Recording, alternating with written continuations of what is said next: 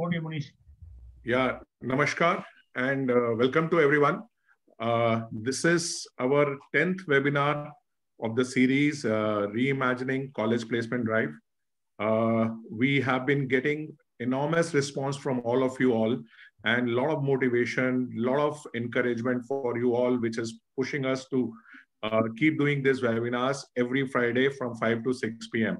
So thanks to everyone again and welcome you all again for this webinar series, Reimagining College Placement Process.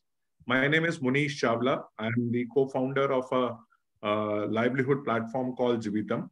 We help vulnerable segments find livelihood. That's what our endeavor. We are having around 1.5 crore work seekers on our platform.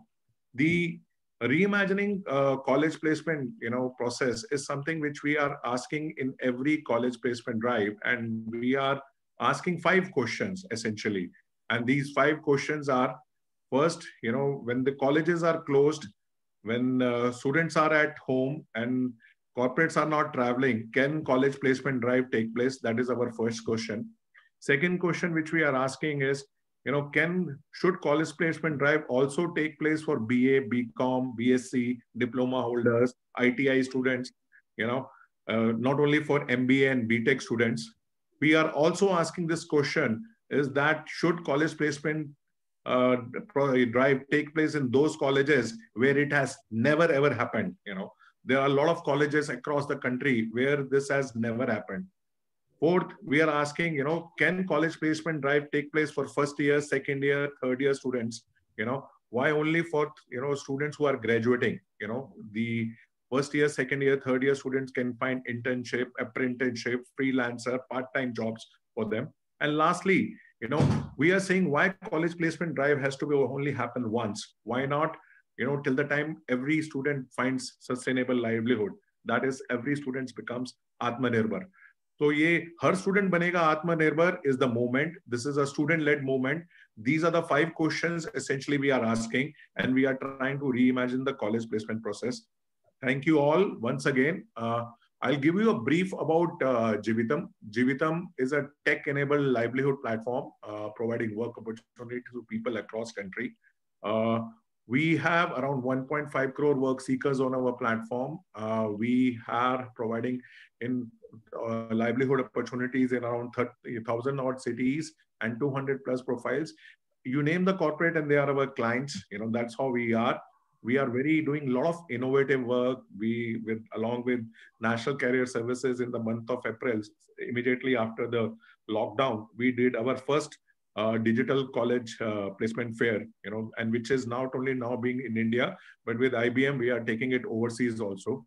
We, every year around 1 crore students enter into the workforce. We are trying to help these 1 crore students who are facing a bleak future. We have a partnership with Ministry of Labor and Employment and various state governments, central governments, and philanthropy organizations. So thank you all again for coming on to this particular webinar. I hope you find answers to the concerns or questions you may be having in your mind. So over to you, KG. Okay. For the video.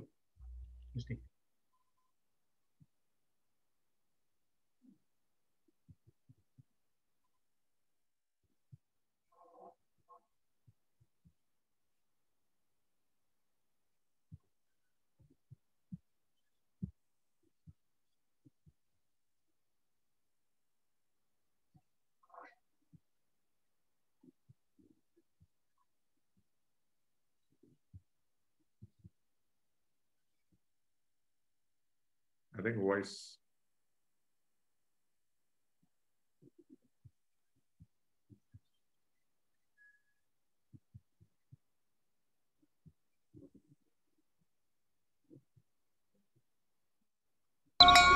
School की line में लगे एक आंख बंद किए इधर उधर ताकते, इसका मतलब शायद मालूम ही नहीं था।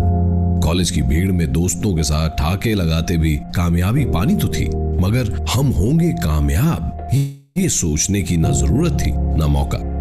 माँ की नसीहतें और पिता के सहारे के बीच हम होंगे कामयाब के मायने समझना थोड़ा मुश्किल था। हम होंगे कामयाब का असली मतलब तो तब समझ आया जब जिंदगी ने हाथ छुड़ाकर कहा, ये तुम्हारी लड़ाई है, सिर्फ तुम्हारी।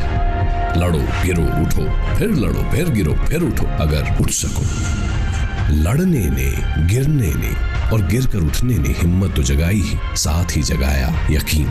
और इस यकीन को हकीकत बनाने में आपके साथ है जीवतम।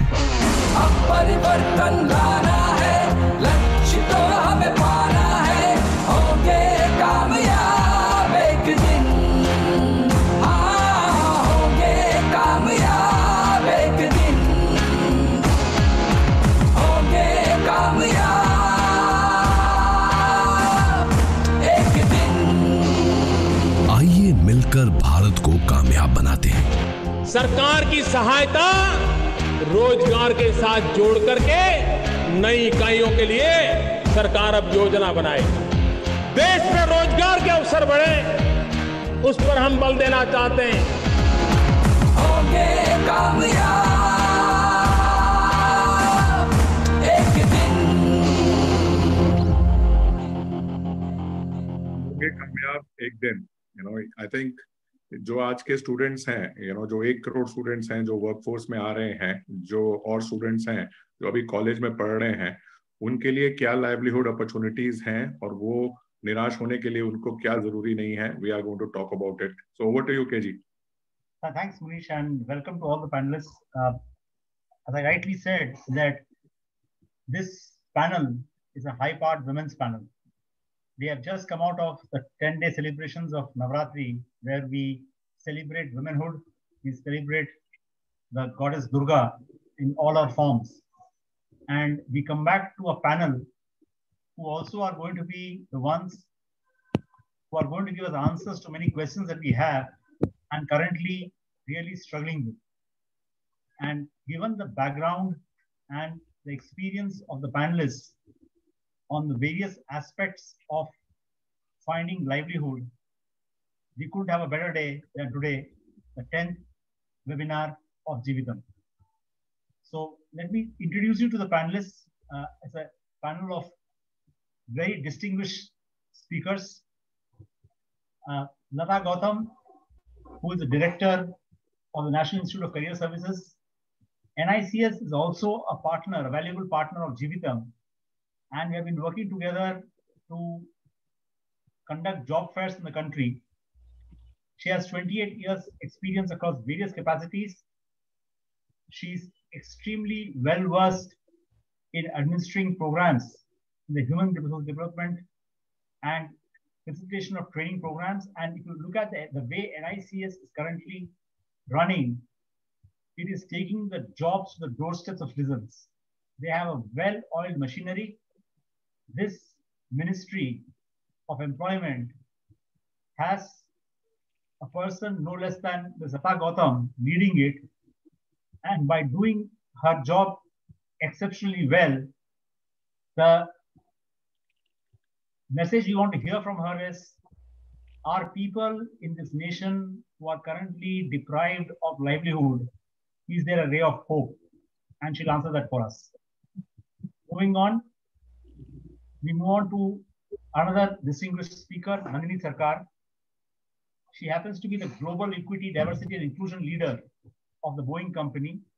She also wears the hat of the Vice Chairman of the Indian Women's Network, Karnataka chapter of CII. Nandini has, if you look through her profile, she has an exceptional career so far. And being a woman, she has demonstrated that gender plays no role in success. It is just what the person's mettle is all about. Having spent over 2 decades in the HR function, she has wide exposure to learning development, OD, and leadership excellence. She graduated in English and, in fact, practiced in the court of law. So you have a person who not only knows her subject, but can also defend her subject extremely well. She has worked across diverse functions, whether it be gender neutrality, disability, generations, cultural, sexual orientation, and this has led to a personality which we are going to look forward to during a conversation today. She also has won plenty of recognitions. The Women's Super Achiever Award, the 100 Top Global D&I Leaders Award, and Asia's Most Innovative D&I Leader, to name a few of them. Welcome, Nandini, and we hope you will also answer questions for us from the industry and explain to us how is the industry looking at the current crisis, and do we have answers to the questions that students and placement in charges have. Moving on to Aruna C. Newton is the Global Head of Diversity, Inclusion, Sustainability, Governance and Reporting of Infosys Limited. She's also the member of the Board of Studies Commerce at Mount Carmel College. Aruna started a career 27 years ago as a cost accountant, and over the years, Aruna is not only exceptional in what she has done at Infosys, in women activism, especially if those who have been the famous Silk Board junction of Bangalore and the traffic jams that occurred between that and Electronic City. If someone worked hard to find a solution, it was Aruna. If you see activism at a suburban level in the city of Bangalore, if things had to be changed, someone looked at Aruna. Now, beyond that, the Maternity Amendment Act that got changed has Aruna's stamp on it. She spearheads unique collaboration with NASSCOM. She's also on the Executive Council of Infosys. And in terms of recognitions, all our women leaders are just exceptional. In 2009, she was honored with the WILL Women's Choice Award, a special recognition for women in leadership. She was also selected as the most happening woman in Bangalore in 2011 by the Women's Guild, a forum for talented women across field and endeavors. Aruna is beyond awards. Aruna defines how this nation is going to move in terms of suggesting curriculum for educational institutions to face the new normal. And we look forward to her to take us through this journey in the new wave of ours. The next person who I will talk about, and I also forgot to tell you that Aruna happens to be an alumnus of Mount Carmel College, Bangalore. We also have another alumni of Mount Carmel College, Bangalore, Annie, who graduated from St. Joseph's College, Bangalore. And she currently works in an unenviable role of the placement cell head of Mount Carmel College. Placement is in any educational institution is a moment in the history of an educational career where a person wants to come out and find a job. And Annie works overtime to do this for the students of Mount Carmel. Prior to this, she was working in HPE and also has worked as an English faculty in an international school. Her passion is working with students, and she's extremely dedicated to her role. She will tell us about what's happening in the landscape of placements in colleges today, given the COVID-19 scenario. The last but not the least, the speaker who is going to be the voice of all students in this nation, Rutu Murli, who happens to be the president of the most prestigious college in Bangalore, Women's Institution, Mount Carmel College. She's the president of the students' body. She started off her journey of leadership when she was in the PUC, the class 11 and 12, where she became the Commerce Secretary, moved over to be the French Secretary in the degree college, and today she heads the student body of the entire institution of 4,000 students in Mount Carmel College. She feels she's just a girl who had dreams. She worked on it, and her future dream is not to find job, but to give jobs. She wants to be an entrepreneur. And she wants to start her own chain of bakeries. And I can guarantee one thing, the first customer standing in the queue would be me in the city. Success to her has not been an end goal. She says it's a process. And if one wakes up every day and goes on to work smiling and makes others smile, then according to her, one becomes successful. Very well said, Ritu. And I will now just reiterate what do we want to get out of this session of 40 minutes after this. There are questions in the minds of everyone. Students are uncertain about getting jobs. What are the changes that are being seen in hiring organizations? How will the curriculum undergo a change in the new normal? How is the industry viewing digital college placements and providing jobs? And how is the government of India taking jobs to the doorsteps of the citizens? 5 accomplished women will get you the answers to these questions that are going to be bothering all of us for quite some time now. And this will happen through conversations. So I am going to request now Ritu to take over and lead us through the first of the 5 sessions of 8 minutes each. Take us through your challenges as a student leader and speak on behalf of all students of this great nation of ours. And hopefully you will give us the answers we're looking for. Over to you, Ritu. Namaskar and good evening to all my fellow panelists and everybody who's watching this. I'm Ritu. So frankly speaking about this pandemic, I think it is the worst effect of this is seen by the students. And because we had our plan A, B, C's in mind, or at least the direction towards which we were working. And now the road seems to have come to a dead end and we don't know where to go forward from this place. Are we supposed to think of this as our new normal and change our plans? Or are we supposed to assume that everything will go back to its normal state and continue, having hope with our previous plans? What are we supposed to do? I think that is the question in most of the students' minds.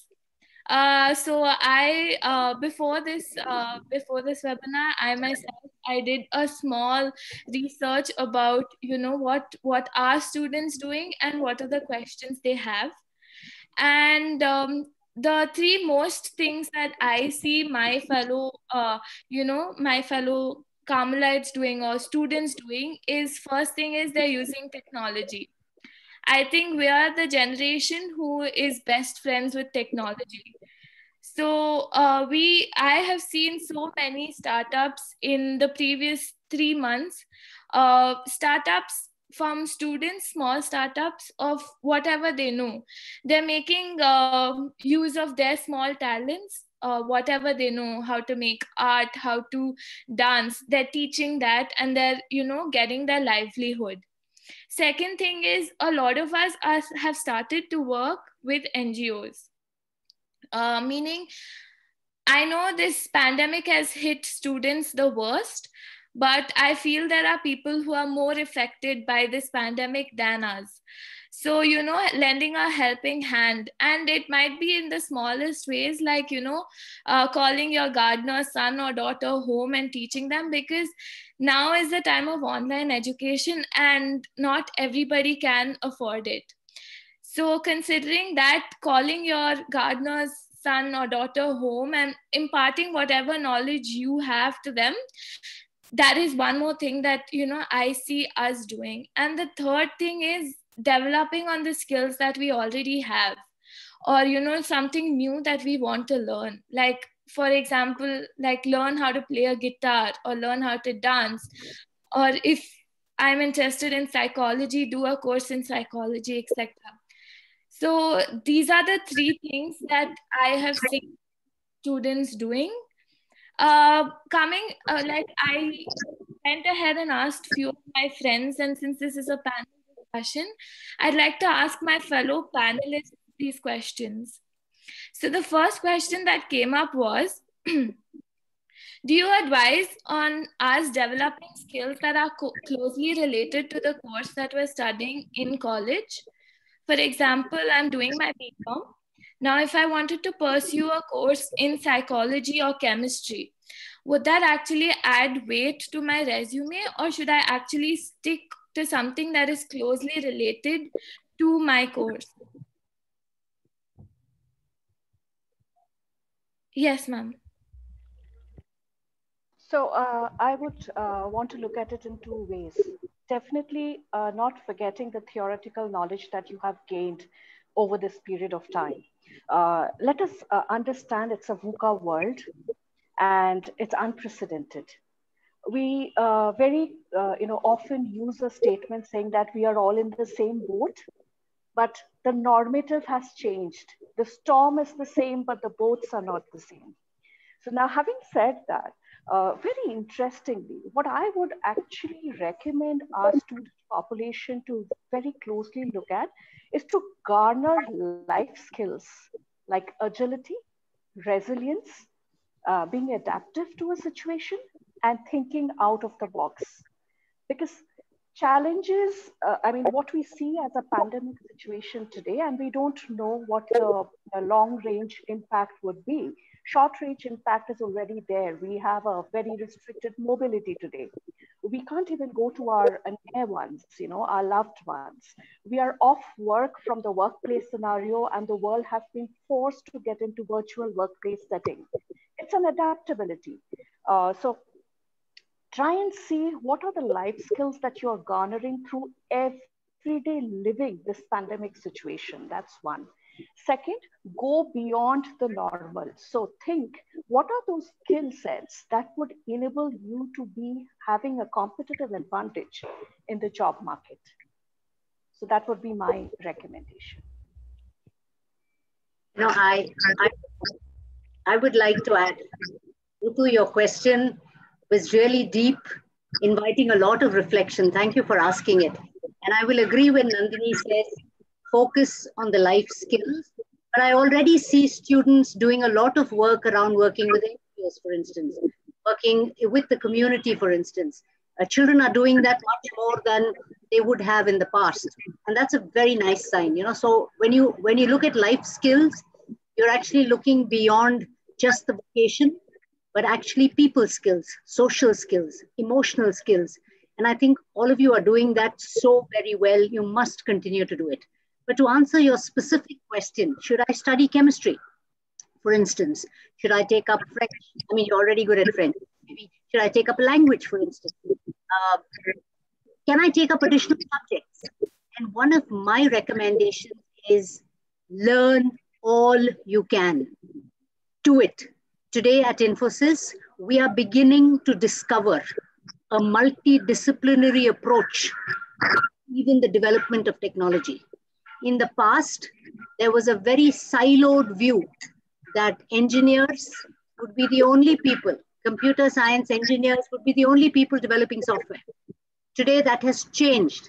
Today, one of the big things that we're celebrating is multidisciplinary nature of specializations that come in from the humanities, that come in from commerce, that come in from different spaces to actually craft a solution that will be effective. You'll be interested to know today engineering colleges have introduced compulsory humanities subject. They've finally discovered that an engineer finally has to also deal with a human being.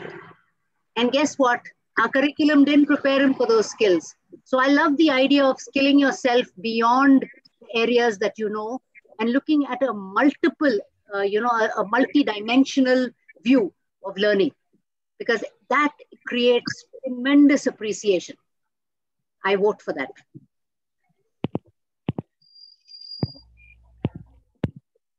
Thank you, ma'am, for that answer. I think that cleared out one very big, this thing, because we were not sure if we're supposed to actually stick to this or we can explore. The second question that most of the students asked is, should we continue our studies? Like, for example, I want to go abroad and finish my further future education, my upper studies. Now, should I continue studying now, considering that I cannot go abroad? Should I continue an online course from the universities abroad? Or should we take a break, take a temporary job for year or two, and then again, go abroad later and finish our education. So my response, I think a lot of this is also governed by affordability. Different individuals, different students have different contexts presented to them. Ideally, I would love a child to continue to say, I'm going to learn. As a parent, I would say, just go learn, enjoy the learning, reflect in the learning, go deeper into the learning, learn to learn. Don't learn to get a job, don't learn to do a test, but learn to purely appreciate something, because that is key. That's the kind of talent we want to see. That's the kind of strength that we want to see. So the choices are very, very individual, very personal. Even if you are not going abroad, abroad need not be the only mecca in order to study. Yeah, today a lot of study is coming back to India. A lot of contexts are coming back to India. So there is an opportunity for you to continue study. There's an opportunity for you to study and work. It all depends on the individual. But whatever you do, just don't give up on yourself. All these options are available to you, even if it means working free without being paid, working to do something that really is close to your heart. Do it, because that will strengthen you as a human being far beyond any job that's paying you anything will. And I think today, if we can build that in children, I think that's the best gift that you can actually give the world. Yes. So I'll just add here. I think whatever Aruna said, absolutely bang on. The one that I would want to add here is your individual positioning in the socio-economic strata would definitely color the decision that you take. Alongside that, you need to see what are the means and resources that are available to you. It is highly recommended that you do a SWOT analysis to understand your strengths, weaknesses, opportunities, and threats with respect to the environment that we are in, because this environment is something unprecedented. So you will have to have a bigger, So you'll need to take a view with respect to smaller goals that will take you to a longer goal that you have set for yourself. Again, reiterating, we are in the same storm, but not in the same boat. So beautifully said, Nandini. So we should get Rutu to experiment with her bakery idea now. Yes. There's no time like the present. Absolutely. And I'm in the queue too with Mohan. The experiments have already started, ma'am. They've started. Wow. You better send us some samples. Yes, sure. So I think I add one thing here. Yes, ma'am. Yeah. So when you asked that most of the students are in a question saying that do we want to continue further, like ma'am said, it again depends on individual student. But in this current situation, I think getting an experience in a job, then moving forward, going abroad is not safe, correct, right now. So I feel getting an experience, then doing a higher education, it's better. That's what we from placement feel, because all the opportunity come equally. It's not UG and PG. Okay, they are getting paid same. So that's what I, from the placement feel. It depends on student. If she really wants to take up a higher education, let her go on. If not, then she can start, with the work. Then she can continue with the job. That's what I feel. I think that's very practical advice from Annie. She's actually seeing the context. But I think one of the things that we all should do as adults is we've got to stop frightening children that getting a job is the only thing, it's the nirvana that everyone's moving towards. And the definition of a job is in a company. So I think today, one of the big pieces is about, can we actually nurture our children to become job givers instead of job seekers? And I think we have to change that orientation, even socially. Socially also, that we need to actually provide the same esteem and respect for somebody who's a self-starter, who goes out there and does what they do. There may come a time in the world that you will not have large organizations like in the past, when our parents worked, the public sectors. They had these big, huge employee bases, and everyone worked there from the day they finished college to the time they retired. So the world is changing. And I think the new notion and the new normal is about the new definition of what constitutes a job. And that's one thing I'd like children to keep in mind. There's nothing great about working for a big company or a label. Create your own company and make everybody die to work for it. Super, super, Varuna. I think you have summarized it well. Ritu, over to you to summarize. I think the passion is so high, we are overshooting time for each session. That's okay. But let's summarize now. Ritu, what is your final understanding of all the answers you got?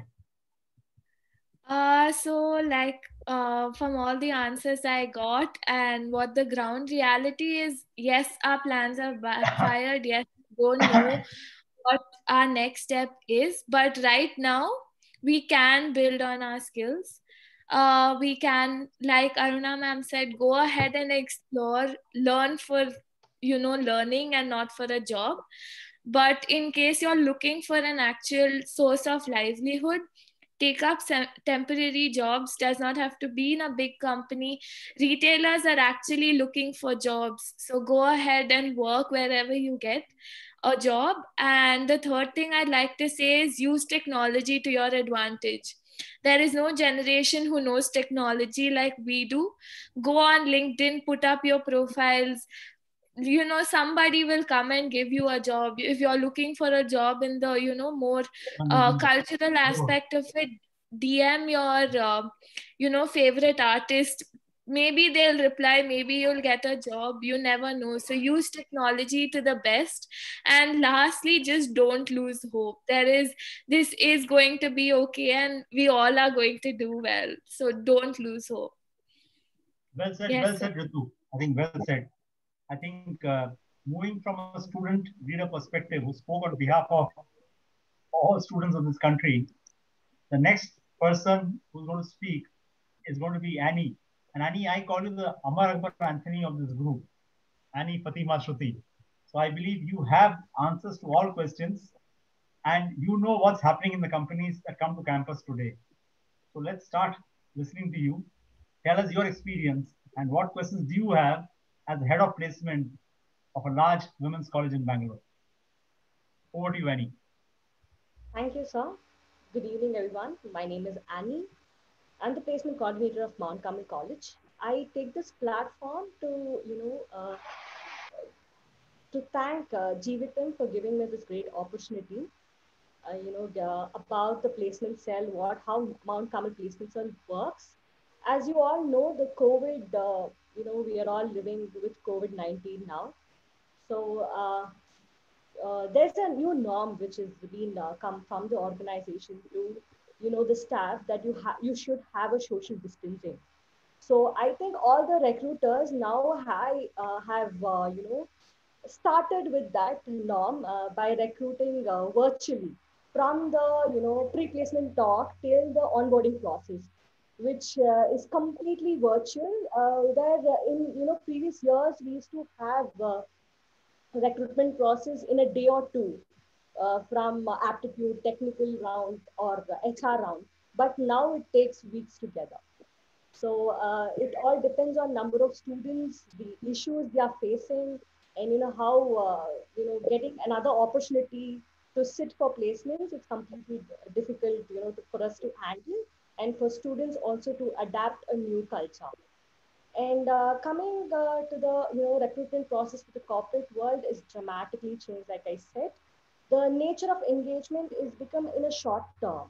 So the companies are hiring for internship, freelancing, like one of the panelists said, and part time and gig working. So the process of recruitment is it's become very stringent now because the company's vacancies are little less, and they look for students with more of skills, not academic based nowadays. And like with the current situation, the salary is also relatively reduced. Like 20-30% is being reduced, but I think most of the top companies are maintaining the same pay scale. So that's one thing. And getting into a top companies nowadays is very difficult. That students should know, and give your level, try your level best to give your skills, and get into a company.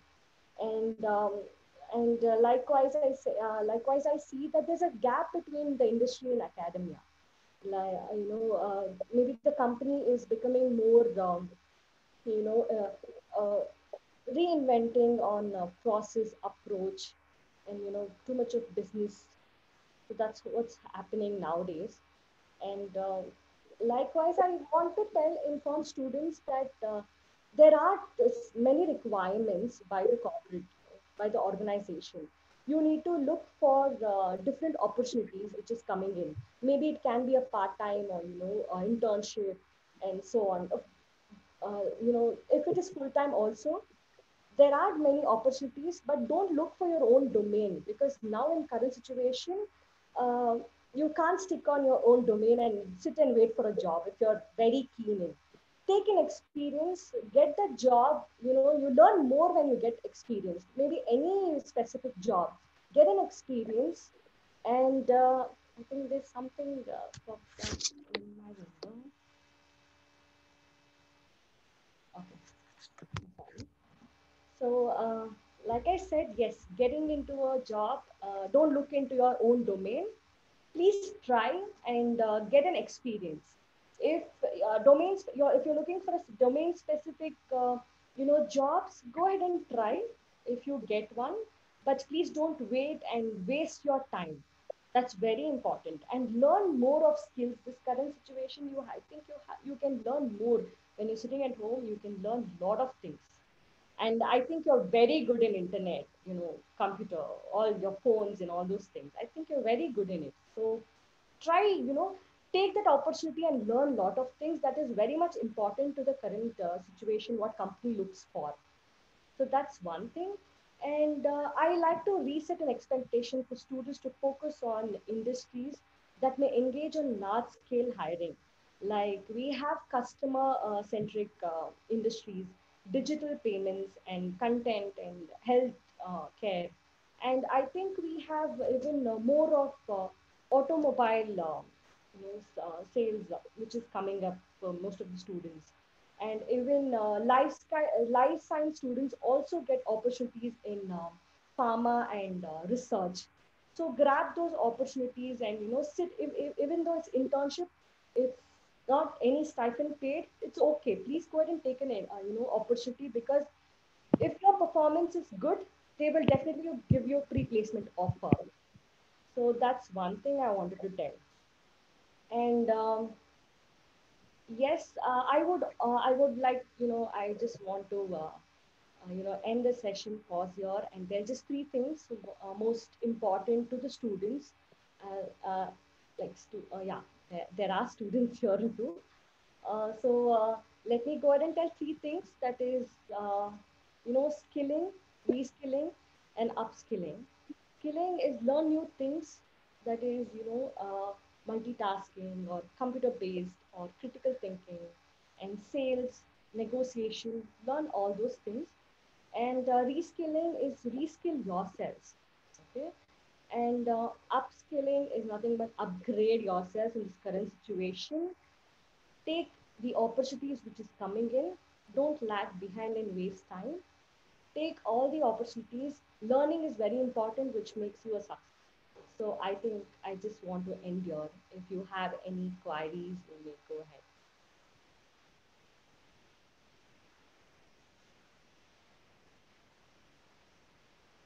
Yes, I think Sir is put the PPT.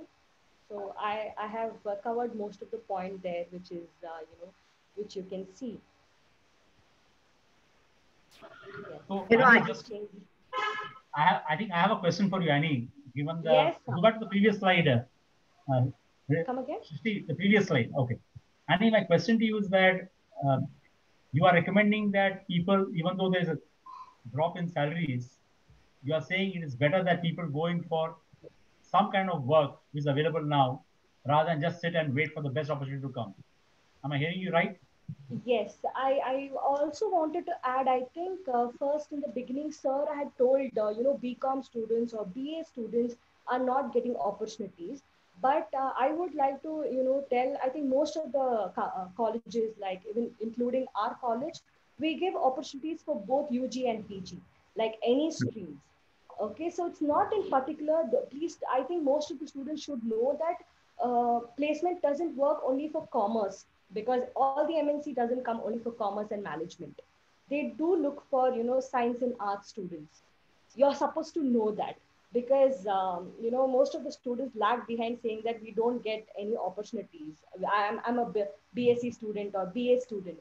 But companies do, come for all streams, and our college placement gives both UG and PG. It can be BSc or BCA or BCom till MBA and MCom. So all the students are treated same, and we give the equal opportunities. And we, before the placement, we give them a training. It's a mandatory training that we give. So I think now in this current situation, apart from training, I suggest students train yourselves. So that is more important, because company would rather take a skilled student rather than him taking her and train her, putting a lot of money on her. It's just a waste of time. That's what company thinks. Rather you full fledged, prepare yourself and go, so that they hire you and put you on board. That's one thing. There is hope. So from what I hear from Annie is that life has not come to an end. There is still hope, but a lot of things depend on you, how you prepare yourself, skill yourself, yes. And that will lead you to the success that you are looking out for. Don't wait for success to knock at your door. Create the door, create the success, and get it. Have I summarized your thoughts right? Sorry, I didn't get the last part. I'm sorry. I said that you don't have to wait for opportunity to knock at your door. You have to create your own door, create your own success, and go and meet the success at the door. Yes, absolutely. I think every student can try. Now I think no one will come and knock the door and say, you have an opportunity, please come out and try. You yourself have to go and search in the, online. What is the opportunity? What is coming in? You need to give it a try. Thanks a lot, Annie. I think you want to say something. Yeah. No, you can actually tell Annie, you actually talk about it and move into your own session after that seamlessly. Please go ahead. I wanted to actually compliment Annie for providing such a holistic view.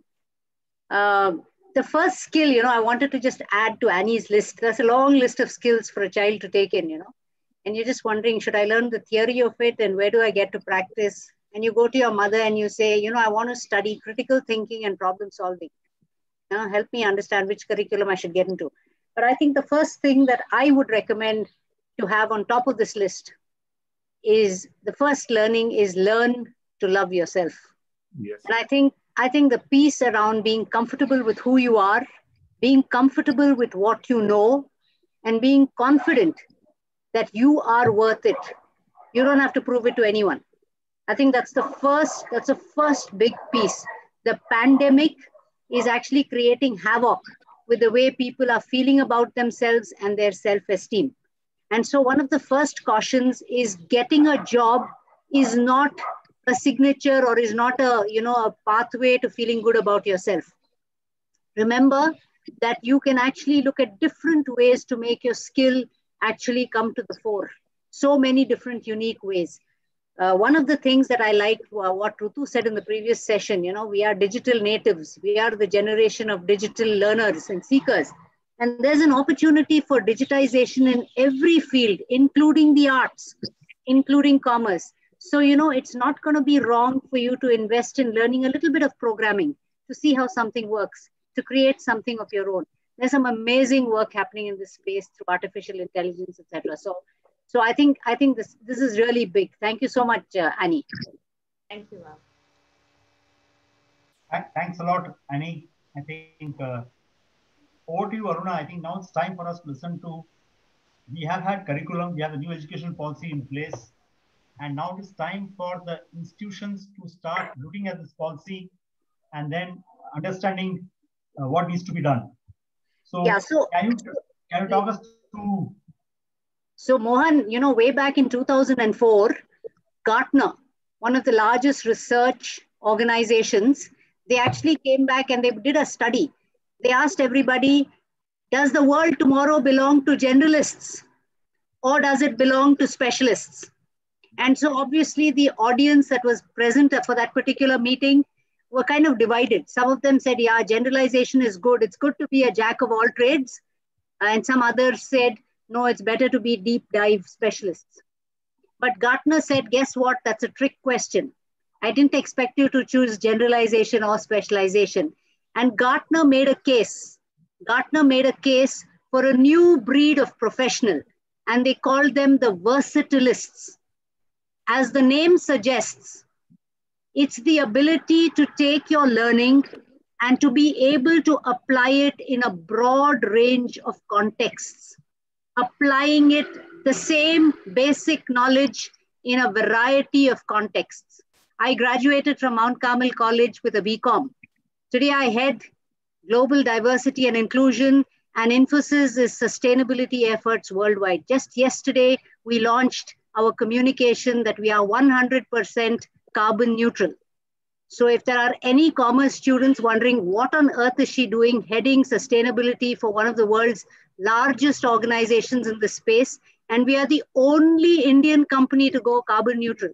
You know, we've just got so NASDAQ has once again invited us to ring the NASDAQ bell for having created this. We've been invited to the UN to speak.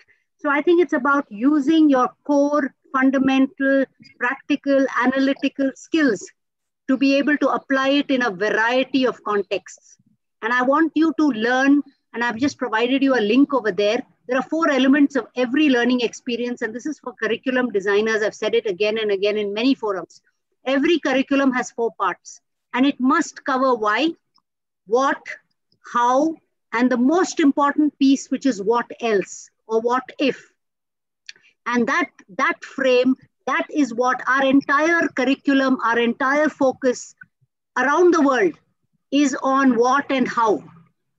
Teachers and curricula have to shift the focus to why and what else.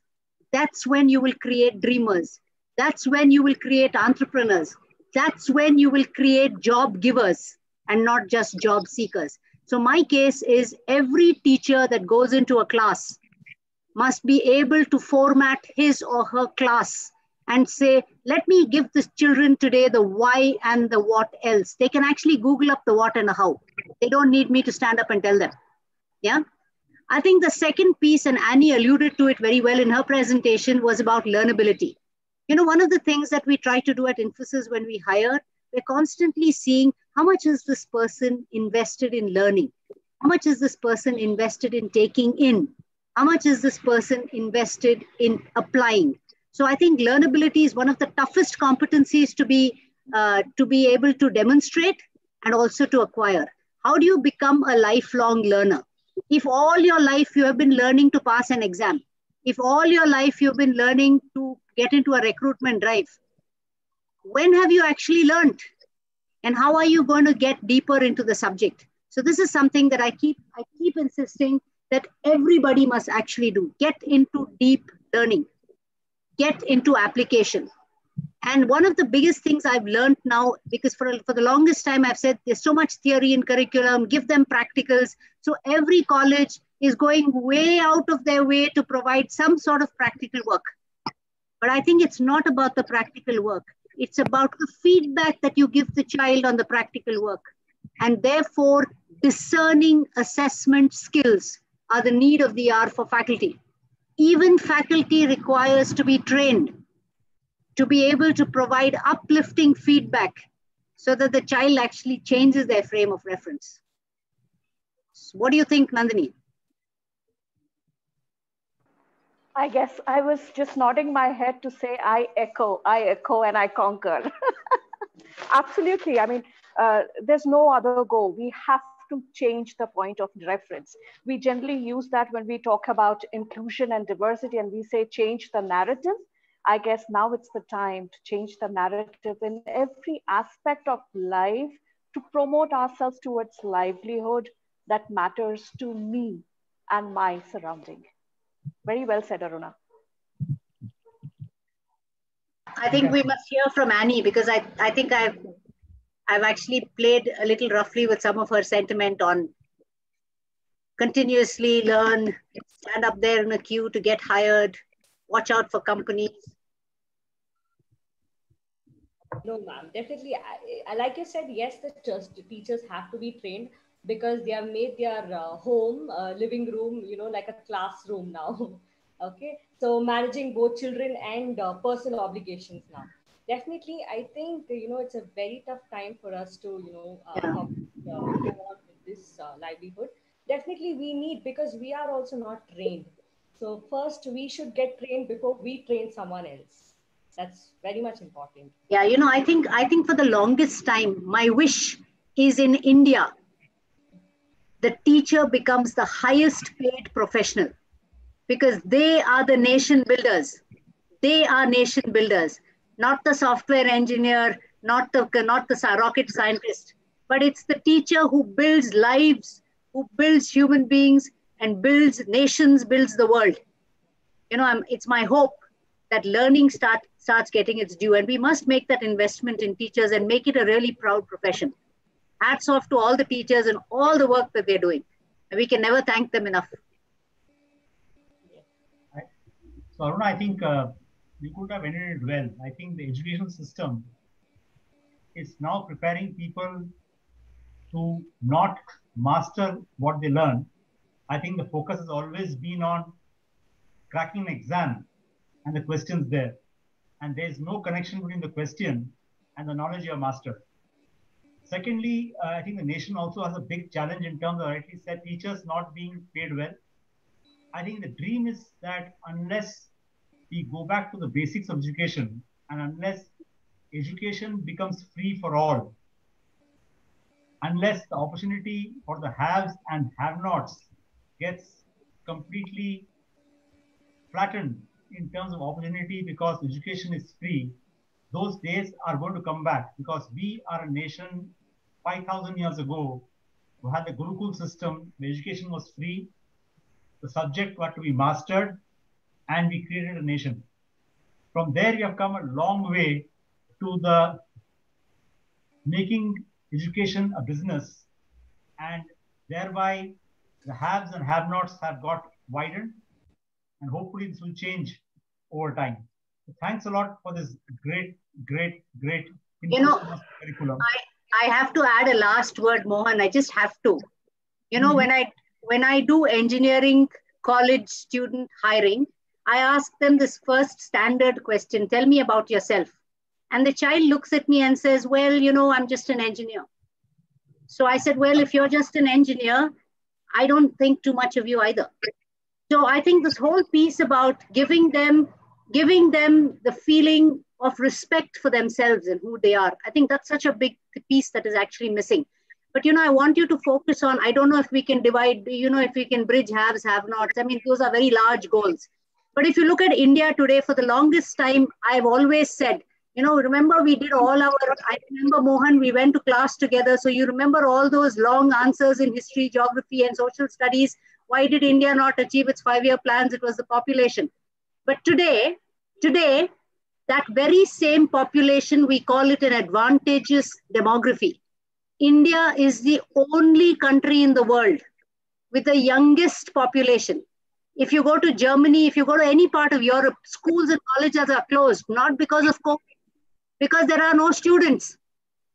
And a country with 65 to 70% of its population below 35 years has no choice but to leverage this demography and make education a priority.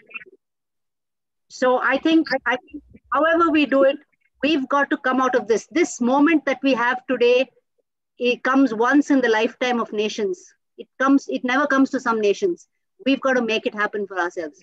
In 30 years' time, we'll be the world's largest country with the largest number of people, with the largest number of oldest people. And that'll be a disaster. So I think it's this generation that's got to do something and do something urgently. Great. So thanks a lot, Aruna. Over to you now, Nandini. You come from one of the world's largest airline organizations, most respected and renowned. You also represent an industry body. what do you see in the future ahead for us in terms of organizations coming to institutions? Do you think digital campus placements are the way ahead? So over to you to take us through your journey of what you are seeing in this current environment. And before I ask you to go ahead, 80% of our people watching this current roundtable have requested that they don't mind extending this by 15 minutes. So we have some more time to chat. So you don't have pressure for time. So please go ahead and take us through your learning of what's happening now from an industry perspective. Over to you. And then I think that's the internet issue. Should just come back.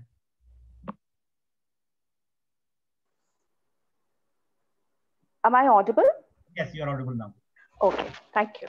So I'll like to start on a premise of positivity. This is the time to reset. Reset in the sense you reimagine, you rethink, and you reprogram.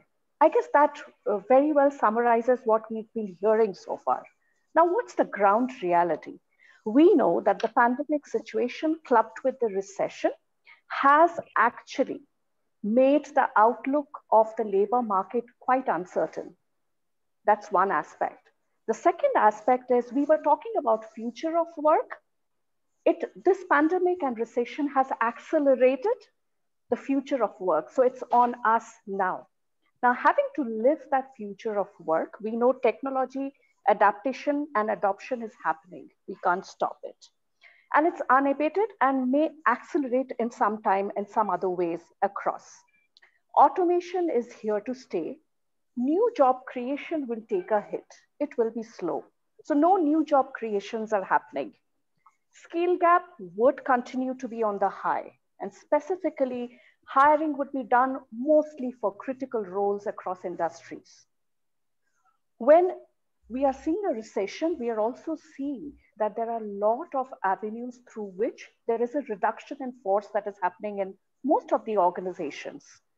Go back to the startups, go back to the entrepreneurial tribes, we've seen some of them getting shut. That's the ground reality. I'm not trying to scare you, but it's always good to know that the jungle has wild animals so that you can take precautions before you're entering into a jungle. That's what my father used to say. Now, with this, we know that the recruitment will be less. It will be more on build and borrow. So what does build and borrow means? It's the basically internal resources that would be skilled, upskilled, and cross-skilled so that we create center of excellences and there is a healthy cross-pollination across boards. And I guess Aruna very well touched upon that aspect. Now, virtual recruitment is here to stay. So we need to garner those skills so as to be able to face the recruitment board or the panel or the diverse hiring panel in terms of appearing before and going through the process of virtual recruitment. Lending a transition to remote working is here to stay. More than 40% of the workforce in most of the industries, we will see that the employees are expected to work from home. Hence, there is a flicker of hope.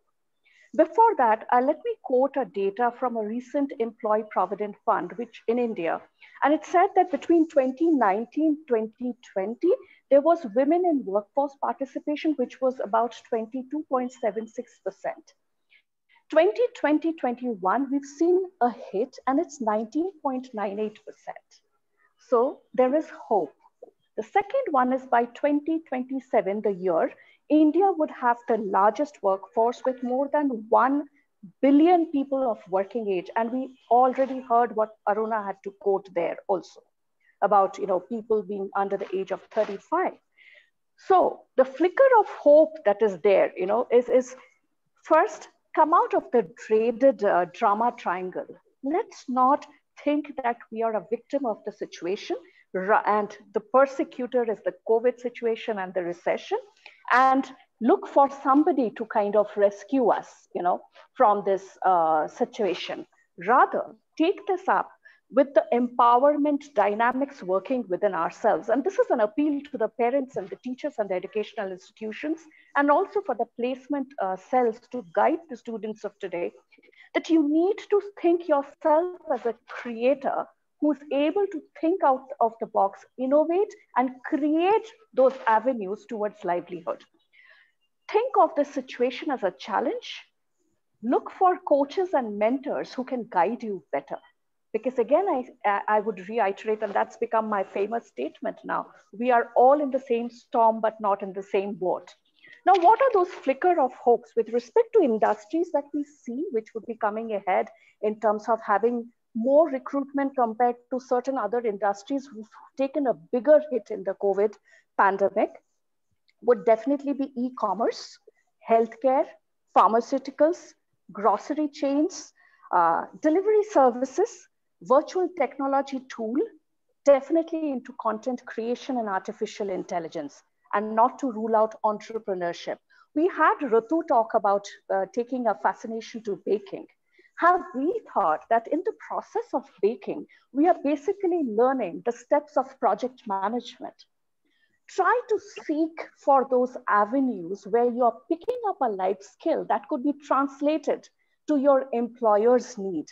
And that's what exactly we need to do. And again, an appeal to the parents and the teachers here, that you have to show them the path, the students the path, to have that self-esteem within themselves. Because without that confidence, without that self-esteem, without loving oneself, which Aruna was also mentioning, you will not be able to kind of tide over this phase, because we are all grappling with it. And most of the answers in terms of how to tide over is still unknown to most of us. So here are my two recommendations. Clarity over certainty, prepare versus plan. Are you looking for certainty? Definitely not. In the VUCA world, we cannot have for sure something that is certain, because we don't know what the certainty is like.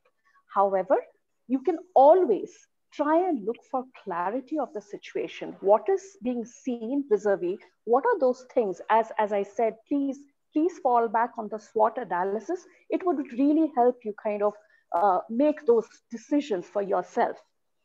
The second thing is, would you want to be planning or preparing? Again, if you're planning, there is bound to be depression, because all things will not work in this uncertain times. So it's always better to be prepared for a situation in the current context. So what could you be doing? You need to kind of focus your energies effectively, clarifying skills that can be basically applied to your prospectful employers, matching those skills to the fields of the industry that are less trodden. So also within the pandemic situation, there would be a lot of job creations which will be stemming out. And that would be basically the need, because India was never high on PPE production. However, in the pandemic situation, we did see India become the second largest manufacturer of PPE. So it was an opportunity which came out of the pandemic situation. So look for those opportunities. You have to have a very keen eye to seek those opportunities. And that's where your parents, your teachers, your coaches and mentors would be your best resort in terms of figuring out how to navigate. Also look at developing a brand of yourself. As you already said, Ritu, that you are a digital native. So being a digital native, exercise your best judgment in creating a brand on the online digital space, be it your Facebook, Instagram, or LinkedIn. Keep your eyes open in terms of looking at those opportunities which are opening out for internship or contractual obligations, because as we are working on a virtual workplace mode, there would be different kinds of temporary working opportunities that will come out. Also try and tap in, recruitment agencies, look at online interview processes, garner those skills, techniques, and also look at alumni networking, because this really helps. There is a huge importance and criticality in creating that intentional network to be able to know where are the opportunities, how could be the approaches, and what are the ways to look at. What do you think, Aruna, on this point? No, I think you've said everything so beautifully. You're telling everybody, guess what? Every one of you is really worth it. You can do it. The only thing that I wouldn't stress so much on is go out there, stand in a line, get interviewed, get that job. So I think we've got to neutralize that piece. And, I was looking at the chat window and I must reach out to Tenzin. I don't know, Tenzin, if you're still on the call, but I want to say, Tenzin, you are the best gift God's given to the world. A result of an interview should not break your heart. Absolutely. Because you have a life ahead of you, and tomorrow you will become a job giver. Remember how many hearts you're going to break. So you've got to be careful about that. I think everybody cannot possibly get into a particular kind of job, which is okay. And I think it's important for you to take a leaf and rediscover yourself. So don't feel bad about not getting the job. It's not a big deal. Yeah, and that's where I said, don't have that dreaded drama triangle that I am a victim. Oh my goodness. So it's not a roadblock. You just have to deviate. When you're driving and it's a traffic, you have to reach somewhere. You definitely do take shortcuts or maybe a route that could be longer even, but at the same time will have lesser traffic. So just think life as a road that you are on traveling, and don't lose hope. Believe me, there is always sunlight and sunshine on the other side, and we'll tide over. Monisha, I have to say one thing. I think this is a beautiful forum that you've brought together. I want to thank you and Mohan for it. One of the things that I want to make a suggestion about is, can we focus a little on how youngsters can continue to take care of their health while all of this is going on, and how sport can become a sport, art, music, whatever that they like, can become a huge way in which they develop themselves even beyond this mad rat race of stand in a queue, get that job. So I'll just add, so health, both physical, mental, and emotional, because everything matters when you have to have that inner peace within you, because without that, you can't take decisions. I think Chaya D is agreeing what you're saying, Nandini. Mohan, if you do a poll on how many people on this call have an interest beyond the studies that they are doing. You're talking the wrong. No, it will break audience is different audience. No. How many of them have? No, I'm just saying, how many of them have an interest beyond their studies? I'll tell you one thing. This audience is the wrong audience to ask, because it's a Mount Carmel College biased audience, and 90% of them are just... No, Mount Carmel College audience is a phenomenal audience. Don't you dare say that about my alma mater. That's why I said the wrong audience to ask, because you got 100% hands raised. They are beyond studies. No, but I think what happens is we focus so much on that study and job that we forget to tell them to live a life. Very true, very true. Yeah. Very true. So I wish them a great. I want to add on to your point, or to give you a student's perspective on it. I myself am studying BCom right now just for a backup, just so that if my bakeries don't work out. So I think everyone on this call do have interests outside their, whatever they're studying. At least all the people I know from college do have an interest out of what they're actually studying right now. That's so encouraging, Rutu. Thank you so much. I always wanted to be a truck driver in my life. I wasn't allowed to pursue my deepest desire and dream, and so I did commerce. There is still time, Aruna. I'm doing it, but not getting any money from it. So. Okay. Having said that, so I think, Aruna, just to keep you informed, Tenzin actually is speaking from Tibet. Yeah. And he's one of our regular webinar watchers. And I will now hand over the baton to Munish. Munish, I think in the absence of Lata Gautam, you're the best person to speak about NICS. And over to you. I think they have been amazing partners for us, Jeevitam. And anything you talk about the government at this stage is going to help us, because a lot of them don't even know what the government of India is doing in the sphere of employment. So over to you, Munish. Yeah, thank you for this. I can speak about NICS, because we have been working along with them for the last almost now 4 years now. And, very unlike of the government department perception which we have, Lata Gautam, who is spearheading the NICS Noida Center. She is the director there. She was supposed to be there. One of the very supportive people I have seen in the government. We have been doing job fairs with them. So NICS does conduct job fairs across the country from time to time, every time. That is there. So they were doing physical job fairs.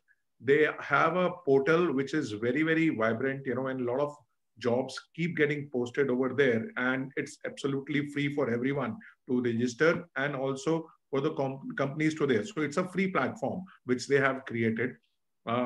They keep, they have a lot of skill sets also on the thing. So they have worked out with Microsoft, TCS, and many other organizations to provide skill sets and all. So this, for all the work seekers, besides whatever this is also one of the channels which they can go to and look for work opportunities, which they may call it. They are very supportive also, any one of us wants to do anything with them. They are very open, This National Career Services is what used to earlier call, Rojgar Karyalay, the employment exchange across the country. They have rechristened them as National Career Services. So they are no more called employment exchange. They are called National Career Services, and they have centers across India. Across in every major city, you will find National Career Services has a center over there. So all the students, if they want, they can just go and reach out there, and that's also is possible. They are also very, for me, the biggest point was we were doing job fairs with them, and we were doing job fairs with them in very, very small towns. We did it in UP. In February, we did it in 40 places along with them. In small towns, Kasganj, Eta, Mainpuri, these are the small towns which we have done. So when this crisis came in, they came to us and say, Munish, now we can't do physical job fairs because of the lockdown and everything. What can we do? And so we came out with a proposition, why can't we do digital job fairs? And on 8th, 9th, 10th of April, I'm talking, the lockdown happened on 25th, and 8th, 9th, 10th April, we were doing a digital job fair with them. So that's a proactiveness which, National Career Services go. And as told by Mohan, Lata Gautam, when we started, said we want to help students, and the idea also I got of this helping students, because I was called upon by them to be one of the speakers in one of the webinars they were doing with a college in Allahabad, all the colleges in Allahabad, they were doing that. And that's where when I interacted with students and these questions came into me. And then I really looked into, actually, ma'am, Nandini and, all the panelists over here, what is biggest problem which we are seeing is these students who are in third year, their degrees have also not been given to them. Okay, they are still yet to get their degrees. Some of them have yet to get their exams done. So in this time, when we saw to them, they said, Munish, can we do something for the students? And this was again an idea from National Career Services coming to us. And that's where we started our journey of finding out a solution. Unfortunate part is colleges and universities, whomsoever I spoke to, they were very focused on providing degrees and getting the education done. None of them had a focus on what the students are going to do after they get their degrees, So how can they do college placements and all? And when we looked into the college placement process, we saw it broken, because that's how we saw that, the 5 questions, why can't it take for BA, BCom students? Why can't first year, second year student participate? Why not in those colleges where it has never happened? Why not till the time every person find job or work? So I think that was supported by National Career Services. They became our partners into this, this initiative. They have been speakers with us. Unfortunately, because of Lata Gautam's mother-in-law is in hospital, so she could not come in. She had medical urgency there. Otherwise, she would have been here, as she has been always a support to us. So National Career Services is very much focusing on students, very much focusing on providing livelihood opportunities across sectors, across the country. So that is there. KG, can I ask 2 questions, which are going in my head, with all the panelists over here?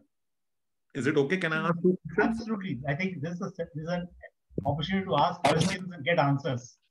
So please go ahead.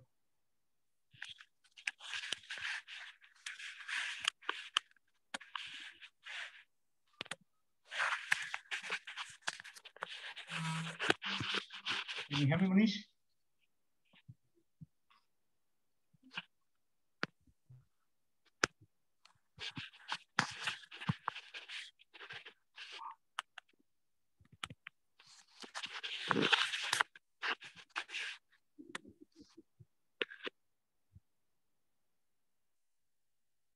Munish, are you there?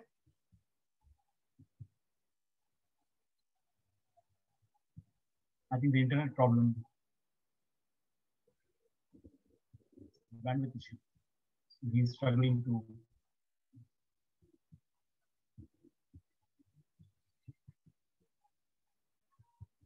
Okay, I think before Munish comes, there was one question that was asked, and anybody can answer this on the panel.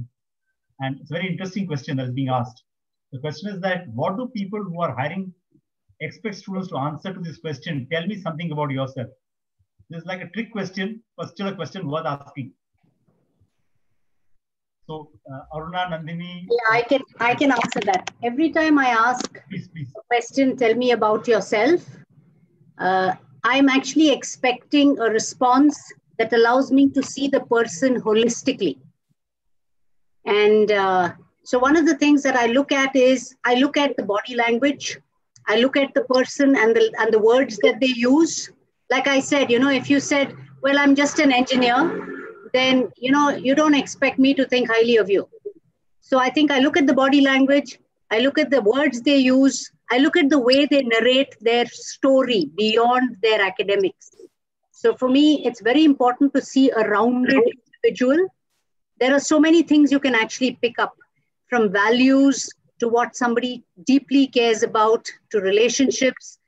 It's very interesting. And it's also a very, very good unfreeze question.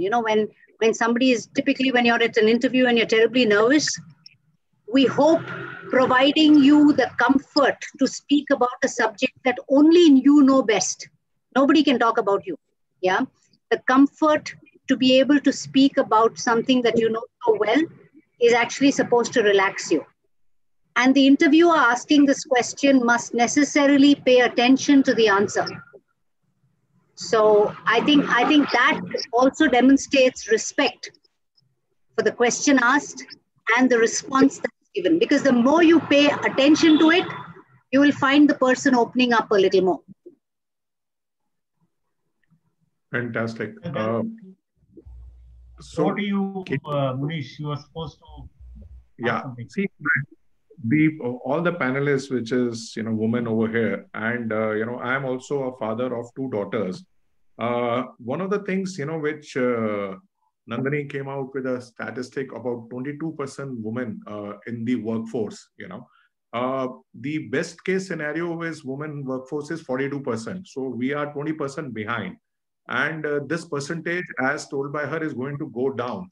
What is my question to all the panelists is there, beti bachao, beti padhao ho gaya. Okay, uske baad kya? Why are girls not getting into workforce? What is still stopping them to, come out over there? And how this crisis is a de facto opportunity, work from home or work from anywhere, I call it, is a reality now. So whether you are sitting in tier 2, tier 3 city, you don't have to worry about, there are enough opportunities coming for you from home. So to all the panelists, 2 questions, what is there? Why, how can we increase the women workforce participation, and how work from home is coming out as an opportunity for women, for girls to come in, and do something? Over to you all.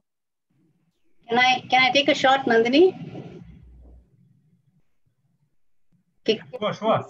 Yeah. Sure. So, one of the things is, as we have more qualified women completing their programs, completing their education, the India urban women participation in the workforce is reducing. Yes. And it's a very interesting statistic if you actually study it. And you will find that women, just because you've told them work from home, is not necessarily the most exciting draw. In the past, we would be worried because you have a child, you're looking at XYZ.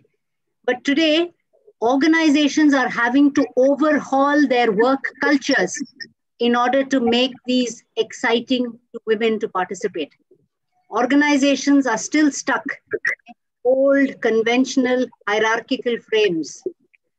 Women have expectations of work that are distinctly different, about work that is exciting, that are distinctly different, that organizations are only now starting to understand.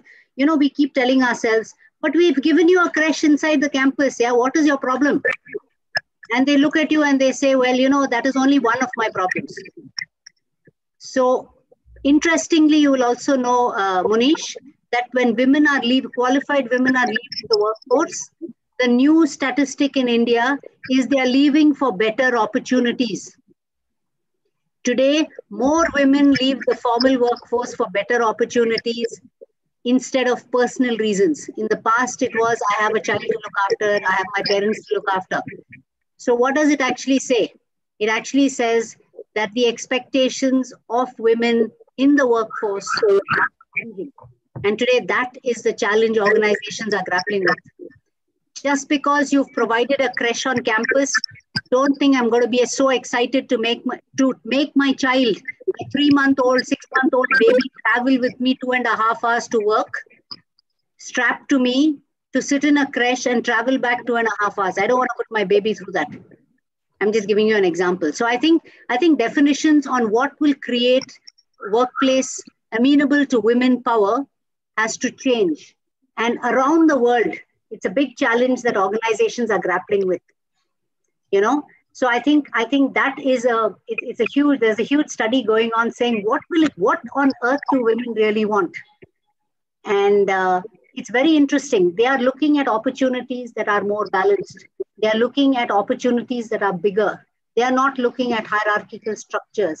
They are looking at more open environments. So there are expectations around the way work is organized that is changing. And organizations that have been very conservative in the past are actually struggling to reinvent themselves. Because what is happening when you're qualified and you decide not to work, it is either you have the money to live, you have some other source, or you will find a creative alternative. Yeah, you will find something that you want to do. Like, for example, right here on this panel, you know, Rutu says, I'm just doing BCom for the heck of it. I mean, if I get a job, damn good. But you know, the bakery is my expression of creativity. It's an expression of me. So imagine if you give her a bakery-like opportunity in the organization, which means can you give her a job that allows her to be at her creative best? Can you give her a job that gives her the flexibility that she wants? Can you give her a job that can allow her to make decisions at various stages of that life cycle? Then Rutu will be excited. So today's youngsters are asking for a different job definition that we don't fully understand. Yes. So I'll just take a dig at it, and before a woman steps into the corridors of workplace, I will try and talk about the journey until then. There are 3 M's that kind of plague us: marriage, mobility, and maternity. We are physiologically wired to be mothers. We know that, but still, those are barriers. But even if I take a step back again, I have many mentees who are at different tiers, different tiered cities, and also in rural parts of India. And a commonality that I see in their lives, if their parents are privileged enough to offer education, or if their parents are progressive enough to send them for an education, the only intent behind doing that is to getting themselves married off to a better husband. So the question of being employed or employable does not occur to them.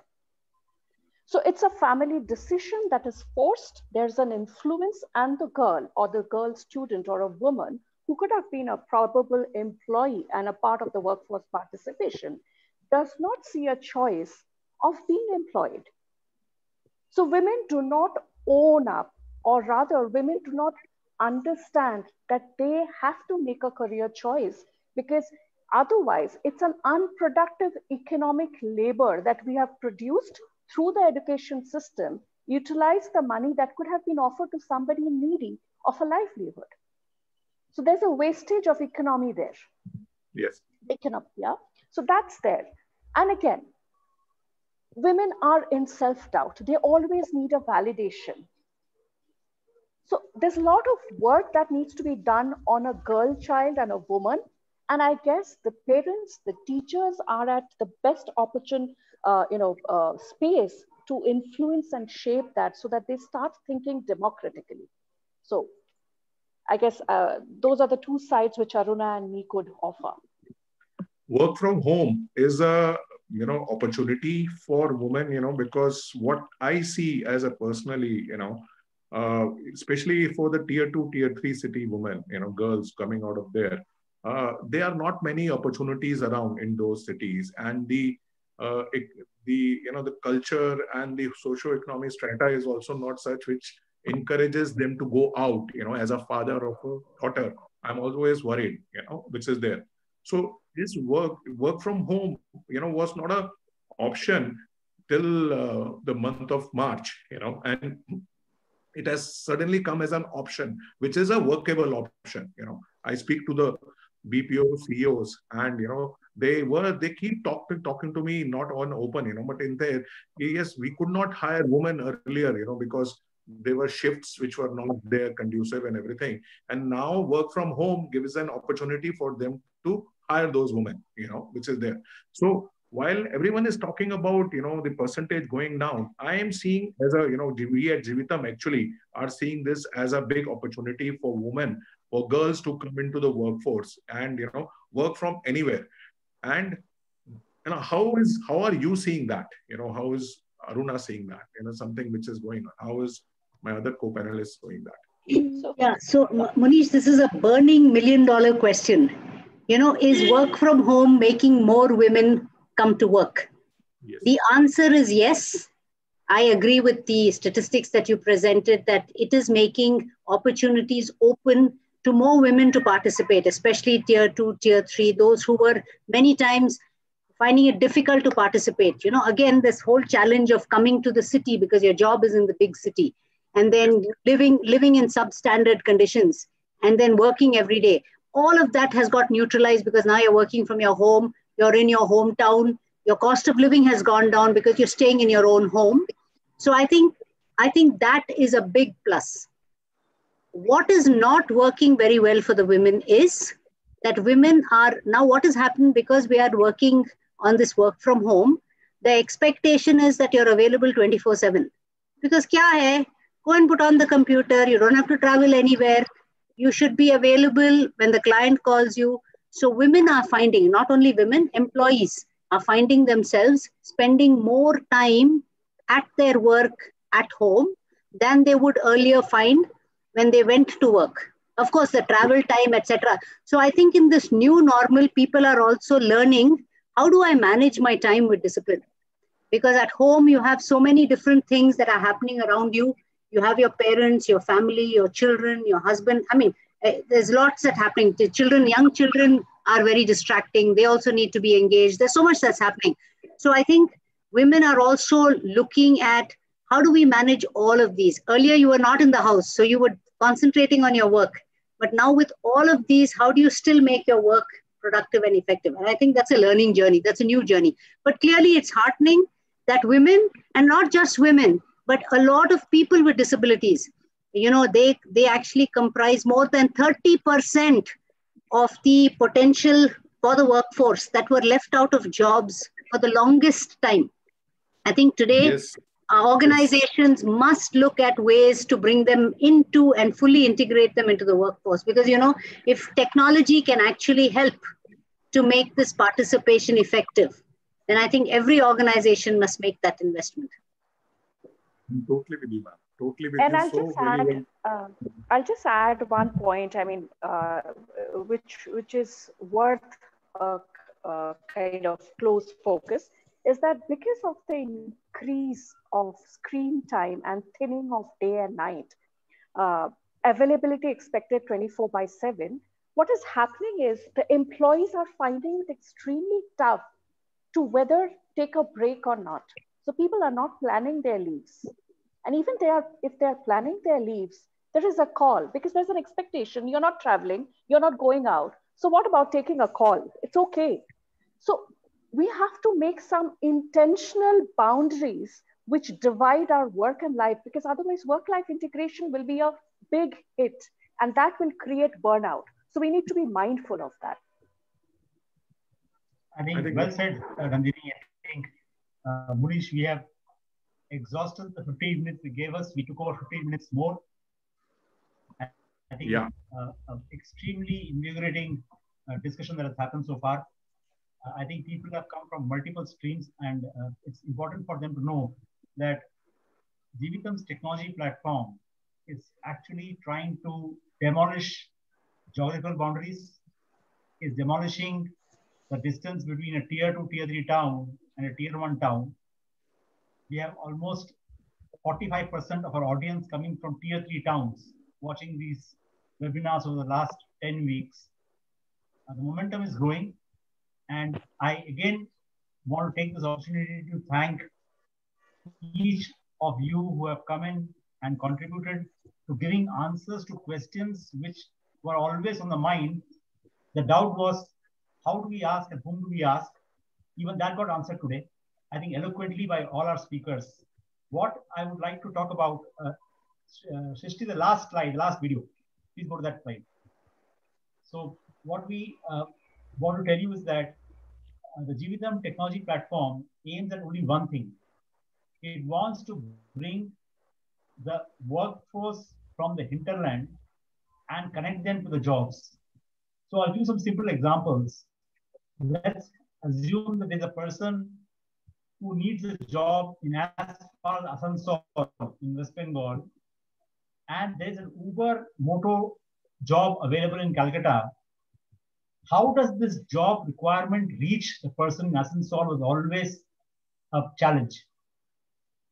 Given the Jeevitam platform, what has been done is that we are trying to make one number in the fingertips of every citizen in the hinterland who seeks livelihood. All he has to do is call this number. There are in 21 languages. He just has to call through the IVR voice AI process, get his profile updated, and then technology takes over. And if it matches the Uber Moto profile on our platform, he would get a robocall to get all his profile details updated, check the compatibility with the Uber job requirement. And once the match occurs, the next stage takes over with Uber interviewing the person. All it requires is he remember one number.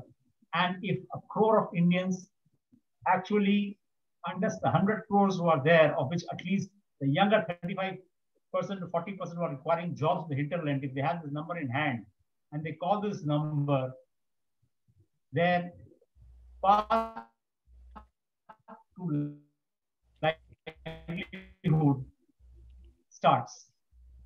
So thanks to so open with your guidance to those who are really looking for these answers, and hope to see you back on another day and trying to regroup for a different session. As Aruna says, the hockey player that she is, how many of us are really healthy and want to do things beyond the college? So thanks all once again. So over to you, Srishti. Let's listen to that single number, what I call the dum-dum video. Before that, please, can I have everybody smiling just for a photo? Okay, 1, 2, and KG sir, if you can come a little bit on in the middle. I should come a little more closer in the center. Yes, sir. Okay, that's good. I thought it was a good way of having away from center. Okay. Okay, 1, 2, and 3. Okay, thank you so much. Now I'm just sharing. Thank you, Srishti. Thank you. And now, this is the number the world has to hear. This is a number that Indians have to hear across the nation.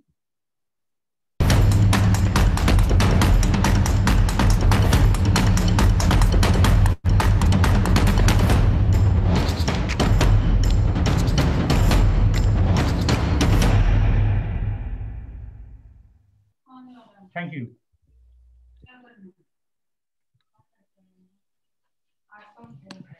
Thanks, everyone. So thank you, everyone. Thank you for this wonderful opportunity and conversation. Every time I speak to youngsters, I feel younger by 50 years. Thanks a ton. Thanks a ton for making my evening so special. Thank you. Thank you very much. Thank you very much. Thank you. Thank you so much. Atmanirbhar is something, our movement which we are taking forward. And this is the first time we had the student representative, the president, the college placement coordinator, Annie, the board member, Aruna, and all of you, Nandini there, to basically, bringing together and they're making this movement a reality. Every student in India, has a right to find livelihood, and her student banega Atmanirbhar is our focus. Thank you all. Thank you very much. Thank you. Thank you. Thank you. Thank you.